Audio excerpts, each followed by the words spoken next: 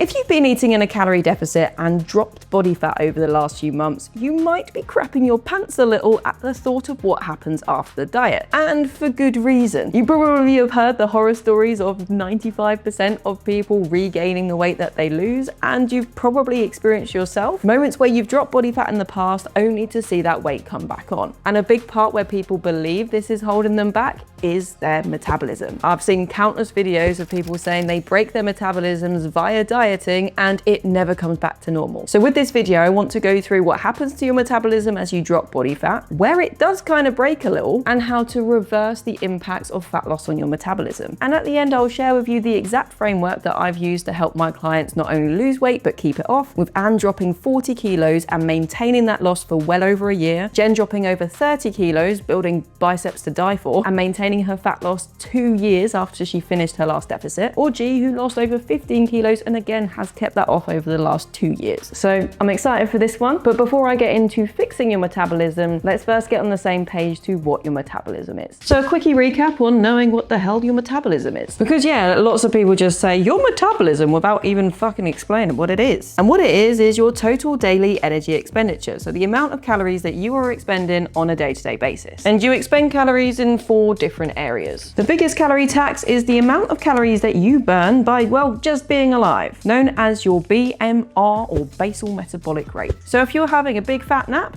it's the amount of calories that you're expending. Then the next calorie tax is your NEAT. Thanks. Your non-exercise activity thermogenesis. The wanky way of saying all the movement that you're doing that isn't vigorous exercise. Getting your steps in, doing chores, having a dance, having a wank, blinking, winking, whatever you fucking want. Just anything that isn't planned exercise. Oh, but Rachel, walking's planned exercise. I know that's a little confusing, but walking's neat. Should be nice and easy. And then the next biggest calorie tax is actually everything that goes into your gob. Wait, no, not like that. Maybe like that.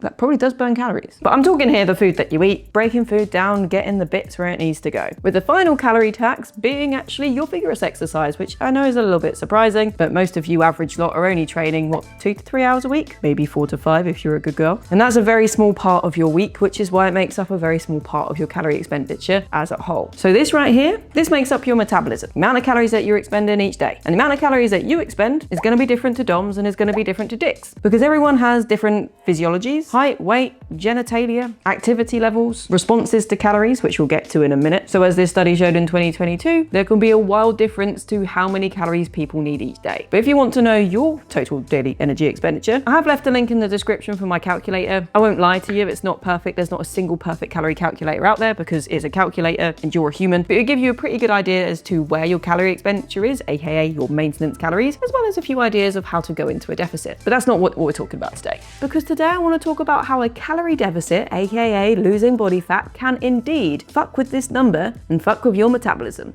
Metabolism. Did I say that? I've said metabolism so much I don't even know if it's real anymore.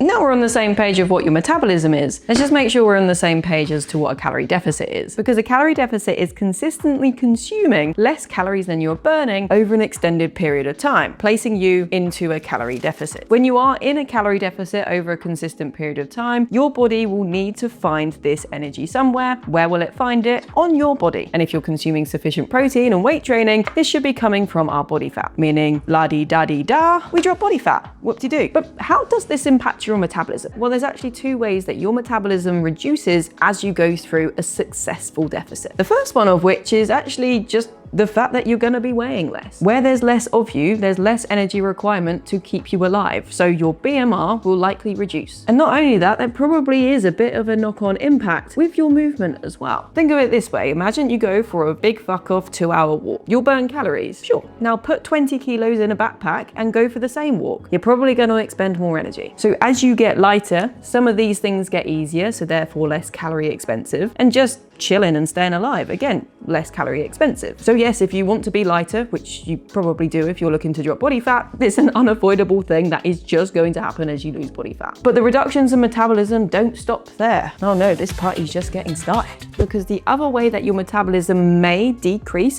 going through a fat loss phase is due to something called metabolic adaptation. And yeah, it's about as fun as it sounds. Because it's been seen as you go through a calorie deficit, your body may start to compensate. Like it's almost like like it doesn't want you to get all lean and shredded and shit, bastard. But yeah, certain subconscious behaviors may start to sabotage how many calories you burn each day. And a big one of this is, well, things like fidgeting. Coming back to this little fucker called NEAT, you could actually divide this into 2 sections, because you have your intentional NEAT, so going out, getting your steps in, parking a little bit further away from the shop, not being a goblin and doing your chores each day. But you also have your subconscious NEAT, you're fidgeting, you're tapping your leg. And this, for some people, can make up a large amount of your calorie expenditure, and your body can downregulate to a notable degree as you prolong your deficit. And that's happening alongside some potential hormonal changes like thyroid hormones decreasing, leptin dropping, which too long didn't read just means that your calorie expenditure likely reduces further whilst your hunger increases. Lovely combo for wanting to get lean. But like your baseline metabolism, these adaptations are very individual and it depends on the circumstance. Some people may see a lot of adaptation, some people not that much. And certainly how far you push your body fat levels, the more this will be seen. So when you're thinking about bodybuilders like Dick Skin Lean type vibe, yeah, it's happening probably more there than if you are looking to go from overweight to a healthy weight, where those adaptations will likely be less severe. And it's funny really, because this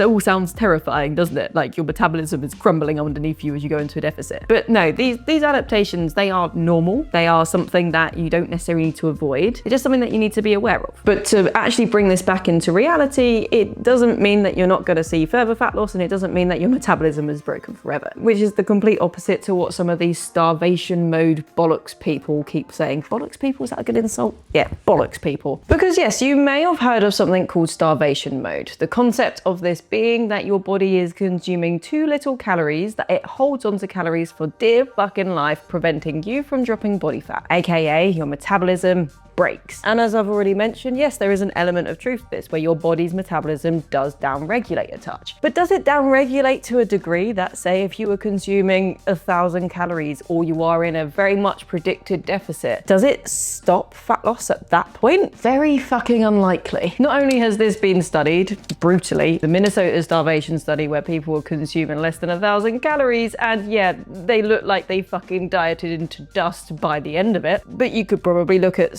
certain points in history and present where, well, where food has been monopolized in a completely horrific way. But we're not living in these extremes, and I appreciate people go, but I am consuming 800 calories and I'm not losing any body fat, so I must be in starvation mode. And in reality, that's not what's happening. See, 99.9% of the time, if you are consuming drastically low calories and you're not losing body fat, there's 2 things that could be going on here. 1, you're consuming more food than you realize, or 2, you're moving less than you realize. And with number 1, how could that be? Well, it has been well reported that people's ability to track food is pretty fucking shit. And I'm not coming on here from a high horse. This study looked at general populations as well as dietitians who are meant to be pretty good at knowing their food, and both groups drastically underreported the amount of food they were consuming when they were trying to track their food. And not only that, yeah, I've coached people that have only been consuming 1,000 calories. There's plenty of licks and nibbles that have been forgotten through the day, but mostly what happens, 3 or 4 days into it, go, oh, well, I just didn't want to track today. I was going out, so it doesn't count, right? And there's probably 1, 2 or 3 days every couple of weeks where you're blasting the tits off of your food and just forgetting to track that, drastically changing what the reality of your calorie intake is. And then, yeah, on the other side of the equation, thinking about you're probably burning less calories than you think. A lot of people think, well, I'm training 3 times a week, so therefore I'm active, right? Wrong. As we've already discussed, NEAT, going out for a walk, being active outside the gym, that actually plays a larger role in your overall calorie expenditure than your workouts. So if you're sitting there doing 3,000 steps a day and you're trying to drop body fat, holy fucking shit, get them up, please.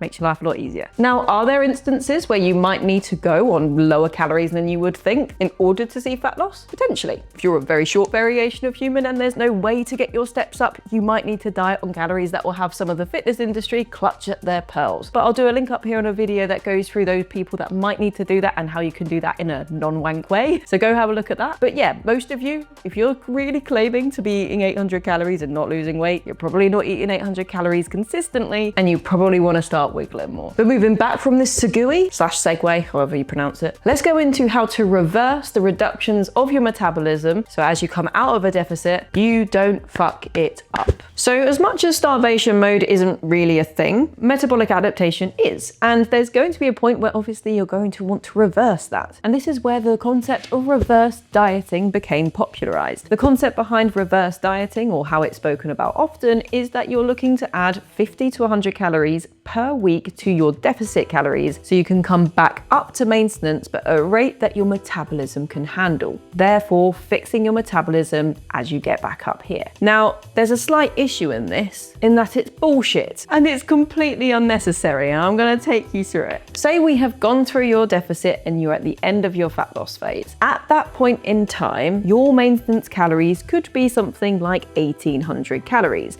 This is accommodating for metabolic adaptation, everything, random number, but this is considering all of those things. So maybe you've been in a deficit and you stuck to 1500 calories. The concept of reverse dieting is to add 50 to 100 calories to your deficit number until you get back up to your predicted maintenance. But this is where the issue is. If you were to add, say, 50 calories per week, it would take you a technical 6 weeks to get yourself out of a deficit when you are done with the deficit, which is psychologically wank, because once you're done with fat loss, you want to be eating more food, you want to be relaxing a little bit, and is too physiologically wank, because the reason metabolic adaptation happening in the first place is because your body's not getting enough energy. So why would you prolong the process of getting your energy up just to sound like a bit of a toss bag and say, oh, I'm doing reverse dieting? It's unnecessary, it's overkill. So this is how I reverse diet myself, my clients, and is the way I strongly recommend you do it. And that is, once you've got to the end of your deficit and you might be consuming, say, that 1500 calories, re-enter your metrics into a calorie calculator. With this, it will give you a predicted maintenance. Again, it could be somewhere around 1800 calories. And instead of fucking about to get there, literally just increase them to there. Just understanding, yes, this maintenance number is going to be lower than your maintenance when you started. If you've gone from 100 kilos down to 70 kilos, you'll see that when you re-input your data. Because yeah, the thing that takes you out of metabolic adaptation is eating at maintenance calories and for a prolonged period. So getting the fuck there as quick as possible is your best bet. Now, I appreciate with this, there's going to be anxiety of like, well, but what if I start gaining weight again? Because yes, the calculator might not be 100% accurate, and likelihood it won't be. But what you can do is continue to monitor your food as well as your body weight. And if it's the case that you start rapidly gaining weight over a few weeks, then you know that you've overshot things. And on the other side, if you see that you are still losing weight, then you know you've undershot things. So you can make adjustments as you go by monitoring your progress every 2 to 3 weeks. And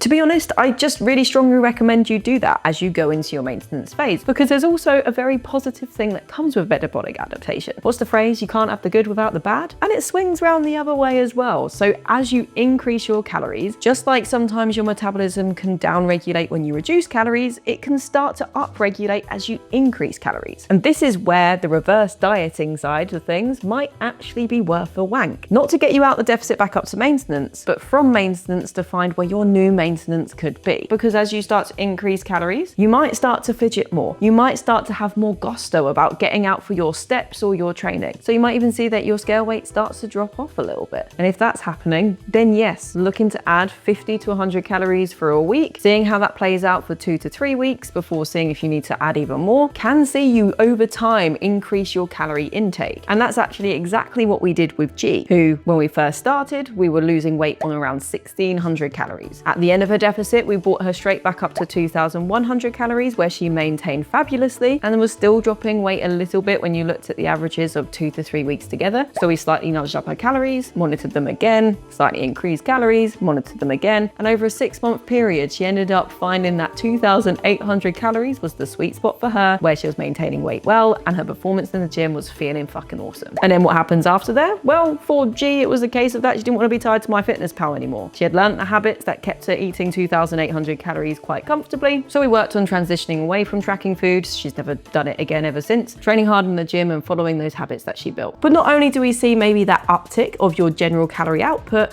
over time, hopefully you are getting into the gym to aim to get stronger and build some muscle. I mean, if you're not, hang around in this page for a little bit longer because I'm going to convince you like my fucking tits depend on it to get you doing that. Because something that can continue to increase your metabolism is to increase your mass. Now, a lot of you are not going to want to be doing that by adding body fat, but adding muscle mass, that is a fucking sexy place to be doing it. And again, this is exactly what happened with G. She started responding really well to her training when we increased her calories. So we started to see that although her shape was still holding very lean, the scale weight was going up gradually, and that was coming from muscle mass. And with holding more muscle mass, which is a bit more metabolically active than fat mass, so burns more calories at rest, that also contributed to her being able to eat so many more calories. And this goes the same for me as well. Before I started lifting in the gym, I weighed around 57 kilos. Strong wind would blow me down. Over 10 years, I hold a similar leanness around 14 kilos heavier, which means for me, I tend to maintain pretty damn well around 2,300 to 2,400 calories, when before that was actually closer to 2,000. So when we're thinking about a prolonged reverse diet and getting to a point where you can consume more and more calories, one side is that immediate response you get by having a bit more energy. That reverses that initial metabolic adaptation and potentially further increases it. But the long game certainly is looking to build muscle mass, which is also wonderful for a host of other things. And that can get you to being a bit of a calorie burning furnace for the rest of your life. And if you are wanting someone to guide you through every step of the process, from fat loss to maintenance to flying on your own again, then we do have spaces open for our one-to-one coaching, where you can work with one of the wonderful members of Henley Fitness to take you through your journey step by step. Or if you want to figure things out on your own, but you just want a little bit of structure behind you, you can also join our training app. This costs literally less than 2 coffees per month, and you can start with a 7-day free trial. In that trial, you can even pick up a free training program. I've left a link in the description for everything, so go check it out. But if you're still in your fat loss phase, or you're moving to your maintenance phase and you want to make sure that your metabolism is firing on all fucking cylinders, now I recommend you give this video a watch, because I go through science-backed methods of increasing your metabolism, which makes your fat loss game a shit ton easier. I hope you enjoyed, and I'll see you in the next one.